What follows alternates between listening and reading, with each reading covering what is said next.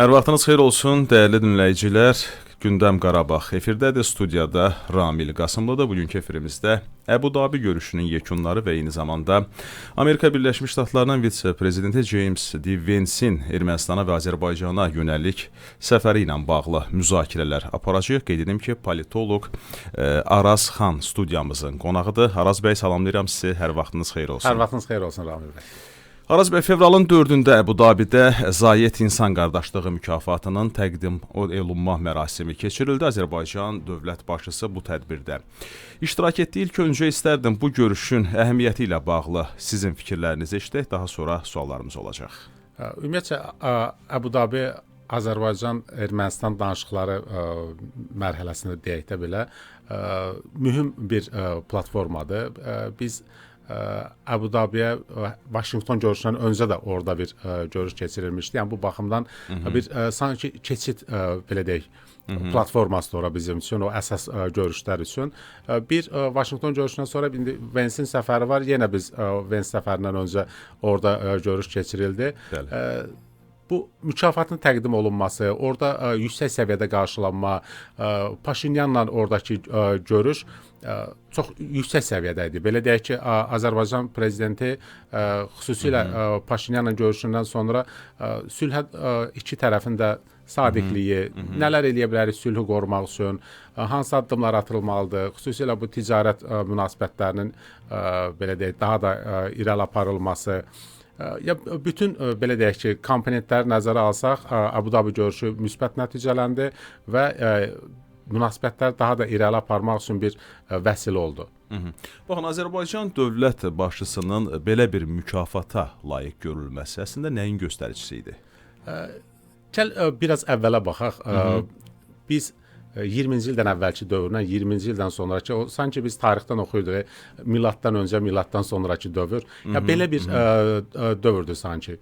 20-ci ildən əvvəl Azərbaycanı belə deyək, ərəb ölkələrinin bizim düşmənçiliyi yox idi. Bizim ərəb ölkələrinə yaxşı münasibətlər qurmağa çalışmışıq. Beynəlxalq təşkilatlarda, deyək ki, İslam Əməkdaşlıq Təşkilatında daim belə deyək ki, ortaq mövqedən çıxış eləməyə çalışmışıq.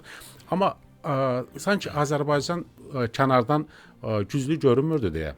Baxırdılar ki, Ermənistan kimi bir ölkə məğlub olub, indi qısa müddətli də olsa. Yəni bu məğlubiyyət bizi sanki çox geri çəkirdi. 20-ci ildən sonra Azərbaycan o böyük zəfərini əldə edəndən sonra, ərazi bütövlüyünü bərpa edəndən sonra hər şey dəyişdi. İstər o qlobal güclər, istər regional güclər, istərsə də qonşular bizlə münasibəti tamam fərqli qurmağa başladılar. Hər kəs o güclüyün yanında olmağa başladı ki, belə deyək, biz Əbu Dabidə həm də hərbi təlimlər keçdik. Bu onun göstəricisidir ki, artıq o döyüş təcrübəsi olan güclü dövlətlə bir yerdə hərbi əməkdaşlıq da qurmaq istəyirlər. Təlimlərdə onun təcrübəsindən yararlanmaq istəyirlər. Bu bütün mərhələlərdə bizə göstərir ki, artıq ərəb dövlətləri də, digər dövlətlər də Azərbaycanla əməkdaşlığa can atır. Bax, biz sülhü əldə edən tərəf idik. Bunu artıq dəyərləndirirlər ki, Azərbaycan həm ərazi bütövlüyünü bərpa elədi, həm də beynəlxalq hüquqla sülh belə deyək təklifini irəli sürdü ki, gəl sülh bağlayaq. Bu artıq həm də Azərbaycan prezidentinə olan o yüksək dəyərdir ki, bu sülhü yaradan Azərbaycan prezidentidir, bugünkü reallıqları yaradan Azərbaycan prezidentidir və bütün münasibətlər dəyişir. Həm Azərbaycan prezidentinə, həm Azərbaycan dövlətinə. Ya biz Əbu Dabidə həmin o mükafatın təqdimatında həm də bunu gördük ki, beynəlxalq aləmdə Azərbaycana o münasibət necə bir neçə ilin ərzində dəyişdi. Baxın, bu məsələlərdə İslam həmrəyliyi nə dərəcədə rol oynayır? Əslində biraz öncə ona da toxundum, amma qısa biz daim o İslam Əməkdaşlıq Təşkilatında ortaq mövqedən çıxış eləməyə çalışmışıq. Problemlərimizi ortaq həll eləməyə çalışmışıq. Bu İslam həmrəyliyi bəzən pərakəndədir bu İslam dünyası. Ortaq fikirlər gəlməkdə çətinlik çəkirlər. Hansısa belə deyək də hər ölkənin öz problemləri var. Bu baxımdan başqasının problemini həll eləməyə o qədər də yanaşmırlar, amma bütün mərhələlərdə sən güclü olduqca sən öz gücünü ortaya qoyduqca, sən həm iqtisadi, həm hərbi, həm bir regional güc kimi meydana çıxırsansa, artıq səndən hesablaşırlar öz dostların da, öz dindaşların da, belə deyək, İslam dövlətləri də, müsəlman dövlətləri də artıq səndən daha çox əməkdaşlıq eləməyə çalışırlar. İstər burada biz yenidən Qarabağı dirçəldəndə ərəb dövlətlərinin marağı var yenidən qurmada, ora investisiya yatırmaqda. Yəni bütün mərhələlərdə biz İslam həmrəyli istədiyimiz səviyyədə deyil. Yəni biz o İslam həmrəyli ümumi bir ürəkaçan deyil belə. Bəli, ürəkaçan deyil, amma ümid edirəm daha böyük əməkdaşlıq ola bilər, daha böyük belə deyək, o həmrəylik nümayiş etdirə bilərik. Mən demirəm İslam dövlətləri birləşsin, kiməsə qarşı müharibə falan yox, qətiyyən. Biz sadəcə həmrəy olduqca, biz ortaq mövqedən çıxış elədikcə bizim gücümüz də daha qabarıq görünür və sənə qarşı olan qüvvələr belə deyək daha ehtiyatlı davranmağa çalışır. Araz bəy, elə mən istərdim James D. Vance'in səfərinə də toxunaq. Artıq Ermənistandadır və bir sıra erməni rəsmiləri ilə görüşlər keçirilib və dünən Ermənistan prezidenti ilə də görüşlər keçirildi və Azərbaycana reallaşacaq səfərdən gözləntilər sırf nələrdir? Bəli, Ermənistanda belə deyək, görüşlər keçirildi. Daha çox Ermənistanda o trip layihəsi onların marağında olan, biz deyək ki, Zəngəzur dəhlizi və biz tərəfdən bütün Zəngəzur dəhlizi ilə bağlı işlər görülüb. Bunu Amerika Birləşmiş Ştatlarında da görürlər. Bütün layihələr hazırdır. Sadəcə bu ortadakı o qısa məsafə var, onu hazırlamaq. İndi burada Amerika şirkətlərinin özünün o investisiyaları olmalıdır. Çünki Ermənistan bunu birbaşa özü eləyə bilmir. Xarici investor olmalıdır və bunu Amerika şirkətləri həyata keçirəcək. Digər tərəfdən Azərbaycanla daha çox artıq investisiyalar məsələsi danışılır. Ermənistanda sırf o trip layihəsi ilə bağlıdırsa, kiçik hansısa bir layihələrdirsə, Azərbaycanla bağlı daha böyük layihələrin süni intellektlə bağlı, yeni texnologiyalarla bağlı, hərbi əməkdaşlıqla bağlı böyük layihələr var masada və biz bu günlərdə Amerika Ticarət Palatasının nümayəndələrinin Azərbaycan səfərində müşahidə elədik. Bəli. Və bu palatada o təmsil olunanlar kiçik belə deyək şirkətlər deyil ki, boş vaxtları olsun, gəlsinlər hansısa bir səfərlər eləsinlər. Bunlar gəlirsə hansısa böyük layihələr üçün gəlirlər. Məhz investisiya üçün gəlirlər. Konkret addımlar üçün gəlirlər. Və bütün bunlar göstərir ki, Vance'in də səfəri çox o belə deyək o əlindəki o çox güclü sənədlərlə gəlir və Vaşinqton görüşündən bəri o inkişaf edən ABŞ-Azərbaycan münasibətləri, Ermənistan-Azərbaycan sülh danışıqları, xüsusilə investisiyalar məsələsi masada olacaq və ciddi danışıqlar olacaq Bakıda. Baxın, trip layihəsi ilə bağlı nələr icra olundu və nələr icra olunacaq? Bundan sonra qalan işlərlə bağlı nə söyləyə bilərsiniz? Yəni, sırf tripdən söhbət gedirsə, hələ heç nə icra olunmuyub. Çünki hələ yeni bununla bağlı razılıq olunub ABŞ-la Ermənistan arasında. Amma ümumilikdə biz Zəngəzur dəhlizindən danışırıqsa, Azərbaycan demək olar ki, işləri yekunlaşdırıb, indi Naxçıvan hissəsində işlər icra olunur. Qalıb Ermənistanda çox kiçik hissə və onu da layihələndirmə, onun investisiya ayrılması prosesi gedir. Bu il artıq orada müəyyən real addımlar atılacaq, işlərin icrasına başlanacaq ki, artıq oradakı dəmir yolları, avtomobil yolları və enerjinin ötürülməsi üçün hansısa imkanlar öz həllini tapsın. Yəni deyim ki, əsas bu dəqiqə o trip layihəsindəki işlər hələ bu il icra olunacaq. Hələ ki, orada əməli fəaliyyət yoxdur. Araz bəy, mən istərdim elə yüksələn xəttlə inkişaf edən Azərbaycan-Amerika Birləşmiş Ştatları əlaqələrinə nəzər salaq. Baxın, Donald Trumpın Azərbaycana yönəlik siyasətində xüsusi diqqət çəkən məqamlar hansılardır? Donald Trump bütün münasibətlərə öz şəxsi marağını, Amerika Birləşmiş Ştatları prezident seçilməmişdən öncə də onun platforması bu cür idi ki, mən bütün mərkəzə Amerikanı qoyuram, Amerika vətəndaşını qoyuram. Yəni, onun üçün maraqlar, onun üçün qazanc önəmlidir. Və Amerika Birləşmiş Ştatları baxır ki, Azərbaycanla əməkdaşlıq onu qazandırır. Ona müəyyən imkanlar verir. Bugün orta dəhliz məsələsində, Azərbaycanın artan nüfuzu məsələsində qazanmaq istəyir o da. Orta dəhlizdə Azərbaycanın mövqeyi, Azərbaycanın o həm coğrafi mövqeyi, həm də geostrateji mövqedə, o deyək ki, siyasi mövqedə Amerika Birləşmiş Ştatları üçün önəmlidir. Burada məsələ burasındadır ki, həm Donald Trump, həm Azərbaycan prezidenti İlham Əliyev əməkdaşlıqdan maraqlıdırlar. Bu əsas məsələ budur. Biz 30 il ərzində Amerika Birləşmiş Ştatları ilə əməkdaşlıq eləmək istəmişik, amma müəyyən dövrlərdə Amerika deyək ki, biz ona lazım olduğumuz dövrdə, tutaq ki, Əfqanistan missiyasında Azərbaycanla əməkdaşlığı inkişaf elətdiriblər. Müəyyən qədər o qərəzli mövqeyini dayandırıblar, amma səhər artıq ehtiyac duyulmadıqda Azərbaycanla münasibətlər yenidən qayıdıb o 907-ci düzəlişlə müəyyən qədər nəzərdə tuturam və bu məsələ artıq Trumpla bitdi. Donald Trump həm Donald Trumpla bitdi, həm də Donald Trump Azərbaycanın qələbəsindən sonra yaranmış yeni reallığı ilk dərk edən o qlobal güclərdən idi. O başa düşdü ki, artıq Azərbaycan öz məsələsini həll edib, regionda sülh var və bu sülhə bir qarant kimi sonradan meydana çıxdı. Azərbaycan üçün o qarant o qədər də vacib deyildi, amma Ermənistanda sanki bir çəkingənlik var idi. O adətən kənarda özünə bir arxa dayaq axtarmağa çalışırdı, amma Azərbaycan xüsusilə təklif elədi ki, öz şəxsi dostluq münasibətlərindən iki ölkə prezidentinin o şəxsi münasibətlərindən istifadə edib Amerika Birləşmiş Ştatlarının regiona gəlməsi və bu sülhdə belə deyək Vaşinqton görüşünə o sülhün paraflanması bu bir proses idi və deyərdim ki, xüsusilə iki ölkə liderlərinin bax bu münasibətləri indi iki ölkənin əlaqələrini strateji tərəfdaşlıq səviyyəsinə qaldırır.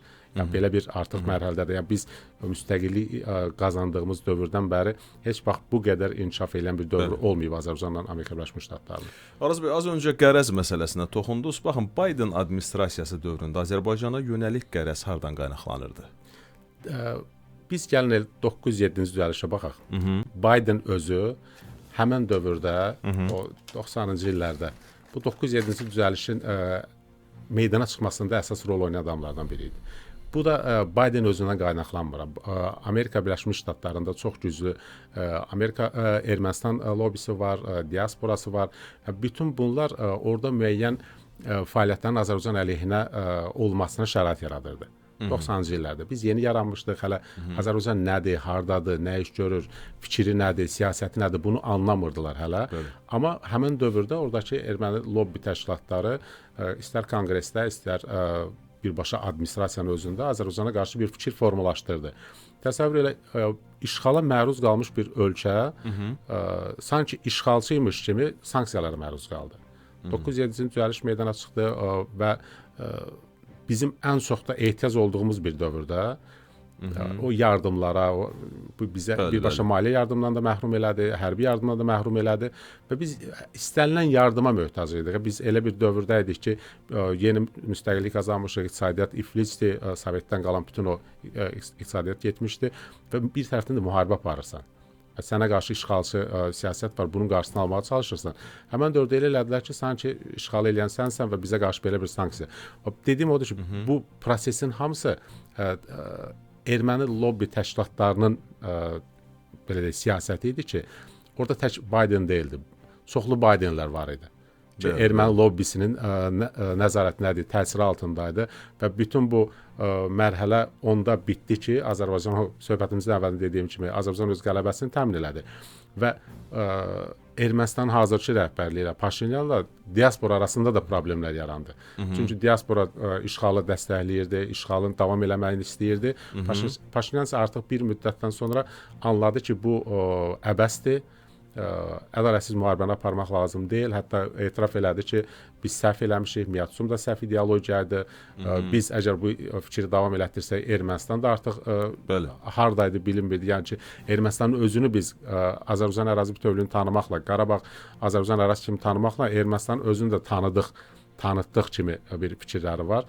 Yəni, bütün bunlar göstərir ki, biz Ermənistanın, Amerika Birləşmiş Ştatlarının içərisindəki o erməni lobbi təşkilatlarının təsirində olan qüvvələr bizə qarşı daim fəaliyyət göstəriblər. İstər bu Biden olsun, istər nə bilim digərlər olsun və Trumpla bu dövr bitdi.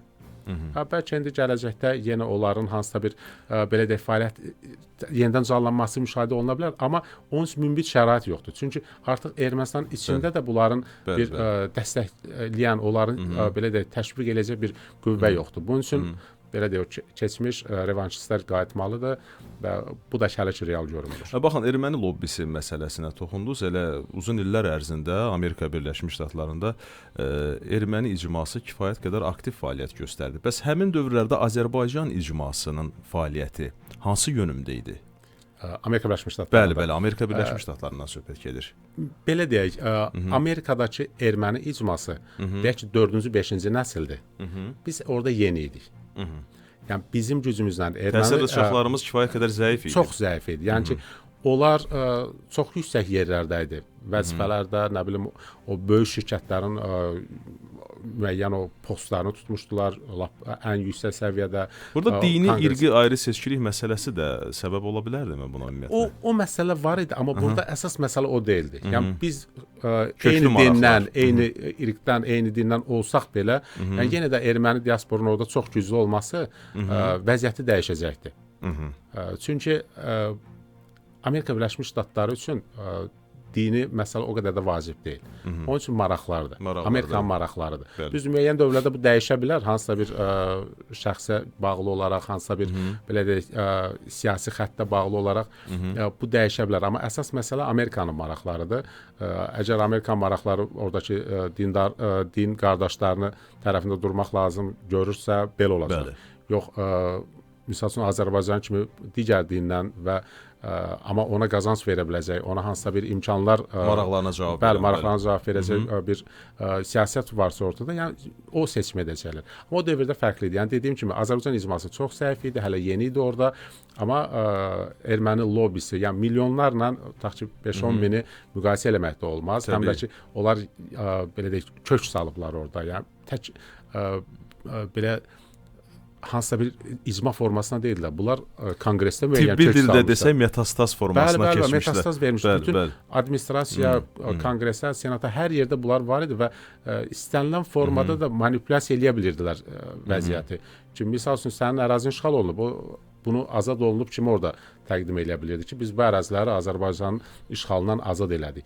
Yəni belə bir vəziyyət, onlar tanımadığı ölkədir, tanımadığı yeni yaranmış, yeni peyda olmuş 15 respublika var və bunların içərisində kim nəyi hardadır, onu o qədər də bilmirlər. Və belə bir vəziyyətdə onlar öz yalanlarını müəyyən qədər sıraya bildilər, amma Azərbaycanın buradakı strateji addımı nə idi? Azərbaycan yorulmadan, usanmadan, belə deyək ki, bəzən həmin dövrlərdə belə baxırdıq ki, bunu davamlı olaraq nə qədər demək olar ki, Qarabağ Azərbaycanın ərazisidir, biz bununla barışmayacağıq falan. Amma Azərbaycan bunu o qədər belə strateji səbirlə hər gələn qonağa, hər səfərdə, hər çıxışda o qədər deyildi və bizim eşitmədiyimiz, görmədiyimiz, hətta o digər görüşlər vasitəsilə bu o qədər səsləndirildi ki, müəyyən qruplara təsir eləməklə və zamanla bu anlaşıldı artıq ki, bunlar yalan idi və artıq real baxmaq lazımdır regiona və o real görüşün də nəticəsi, real baxışın nəticəsi bu gün Amerika Birləşmiş Ştatlarını, Azərbaycanı strateji tərəfdaş səviyyəsinə qaldırır. Araz bəy, son sualımda mümkünsə çox qısa. James D. Vance'in Azərbaycan və elə Ermənistana yönəlik səfərini Kremlə xəbərdarlıq adlandırsaq, yanılmarıq ki. Burada istənilən halda belə bir tək Kremlə yox, digər belə deyək, oyunçular da xəbərdarlıq var burada. Çünki Cənubi Qafqazda əsas oyunçulardan biri də təbii ki Rusiyadır. Burada tutaq ki İran da özü üçün bunu xəbərdarlıq hesab eləyir, amma Azərbaycan davamlı olaraq deyir ki, bizim heç bir addımımız digərlərinə qarşı deyil. Biz bütün tərəfdaşlar üçün, bütün qonşular üçün, bütün belə deyək də regionda marağı olan güclər üçün əməkdaşlığa hazırıq. Biz masanın üstlərinə qoyuruq ki, biz bu xidmətlərimiz var və orta dəhlizdə, şimal-cənub dəhlizində, istər Rusiya olsun gəlsin, tutaq ki, Zəngəzur dəhlizi ilə Ermənistan vasitəsilə ticarət eləsin, biz bu imkanı da yaratdıq, taxıl məhsulları getdi ilk olaraq. Yəni ki, biz əməkdaşlıqda maraqlıyıq. Amerika Birləşmiş Ştatları gəlir, deyək ki, 31 böyük şirkətin nümayəndəsi ilə Vance gəlir, digər tutaq ki, rəsmilər gəlir. Hətta Vaşinqton görüşündən bir neçə gün sonra idi ki, Azərbaycana şirkətlərin axını başladı ki, yəni gəlib görüşlər keçir. Rəsmilərdən daha çox şirkətlərdir. Burada maraq onlarda nə verib həm investisiya yatırmaq istəyirlər, həm qazanc götürmək istəyirlər. Biz də ortaya öz imkanlarımızı qoyuruq. Amerika Birləşmiş Ştatları öz imkanlarını qoyur və bizim səsləndiyimiz, dünyaya çatdırmaq istədiyimiz odur ki, İstər Moskva olsun, istər Tehran olsun, istər Pekin olsun, istər Brüssel olsun və digər deyək ki, regionda öz işini qurmaq istəyən, regionda marağı olan gəlsinlər, oturaq, danışaq. Sən nə verirsən, biz nə veririk, sən nə qazanasan, biz nə qazanacaq. Burada artıq məsələ budur. Amerika Birləşmiş Ştatları, Vance hansısa öz düşüncəsində Amerika tərəfindən bura hansısa təkliflərlə gəlir. Bunu Rusiya özünə qarşı qəbul edəcəksə, məncə burada yanlış var. Düzdür, Amerika müəyyən qədər öz maraqlarını burada ortaya qoyanda bu Rusiya maraqlarına toxunacaq. Təbii ki. Amma Rusiya da Rusiya kimi bir ölkədən gedirsə, əlbəttə Rusiya da öz təkliflərlə gəlməlidir. Bəlkə elə bir təkliflə gəlirsən ki, belə deyək də o ənənəvi imperiya siyasətini bir kənara qoy. Kənara qoy, bəli. İkili tərəfdaş kimi sən məni qəbul eləyəndə ki, biz iki tərəfdaş kimi oturaq normal danışaq. beynəlxalq münasibətlər, bəli. Onda artıq ortaya əməkdaşlıq çıxır, ortaya iki tərəfin də qazandığı bir mənzərə çıxır. Yox, əgər yuxarıdan aşağı bir təkliflə gələrsənsə, artıq onda digər ikili münasibətlər qurmağı bacaran dövlətlər burada qazanacaq, siz kənarda qalacaqsınız. Uduzmuş tərəf olacaqsınız, təbii ki. Araz bəy, mən sizə təşəkkür edirəm dəvətimizi qəbul edib gəldiyiniz üçün. Mən sizə təşəkkür edirəm, çox sağ olun. Çox sağ olun. Dəyərli dinləyicilər, xatırladıram ki, politoloq Araz Xan studiyamızın qonağı idi. Facebook və YouTube kanallarımıza abunə olaraq CBC FM-i dinləməyi və izləməyi unutmayın. Diqqətinizə görə minnətdaram.